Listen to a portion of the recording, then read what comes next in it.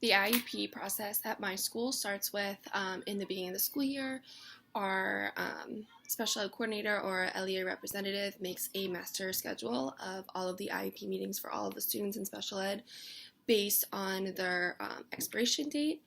And then, as special education teacher and the case manager for the specific students on our caseload, we are responsible for reaching out to the parents and make sure those dates and the times are good with the parents and confirm that. So one of our timeliness is that we have to reach out 1 month in advance of the proposed IEP time and date. That can be done in an in-person conversation, a text message, a phone call, or a letter of invitation.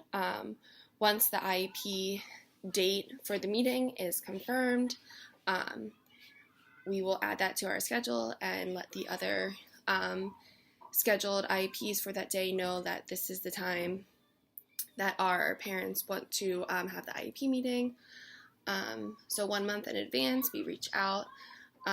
Then 10 days prior to the IEP meeting, we need to send out a draft IEP. So I will update my present levels for the student and my goals. I will also reach out to the related service providers if there are any on this IEP and make sure that they have their sections done. In addition to, we need 3 forms of communication. So either we definitely need a letter of invitation and a signature that shows that the parents confirmed. I usually do a text message or try to catch the parent during dismissal or when they drop their student off for breakfast, or pick them up in aftercare to get my 3 forms of communication, and we log all of this into our online database. That way that if an IEP is about to expire and the parents don't show up for the meeting, if we have 3 forms of different communication, then we are okay to move forward with the meeting.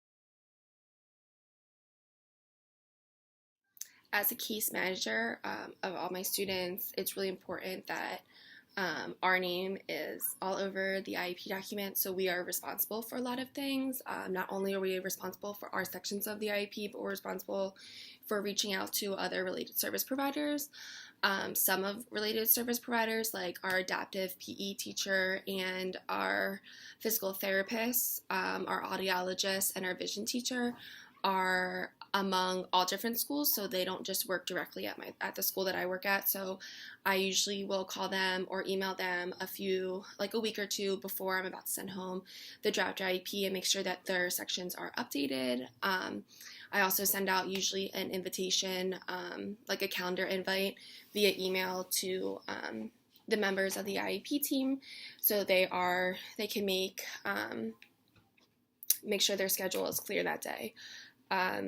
It does take a lot of practice and is definitely hard to be responsible for other adults, but as everyone knows, teachers are really busy, as related service providers are as well. So just sending out reminders about the IEP meeting and making sure that everyone is responsible with their sections and anything that they need to add is definitely key for a special education teacher.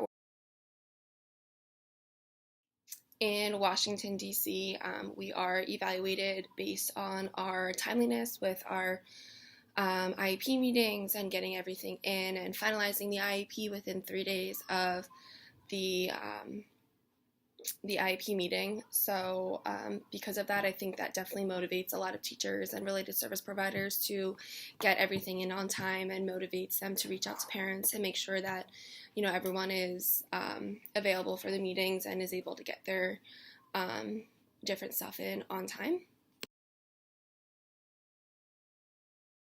Another thing that my school does is we have special education meetings almost every month.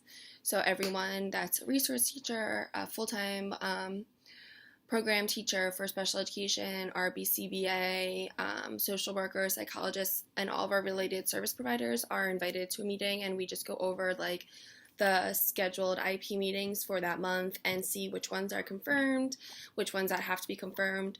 We also review the students who are in the response to intervention process, or the students who are being evaluated, and make sure that we can get them in on the schedule as well.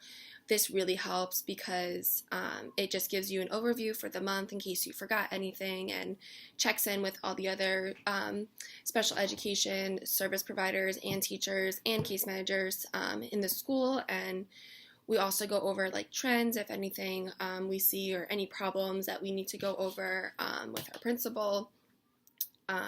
It's just a really good way to get familiar with the IEP meetings that are coming up, and if we need to add anything, or it's a good time for everyone to meet and be in the same room, because that's definitely hard to do with everyone's different schedules.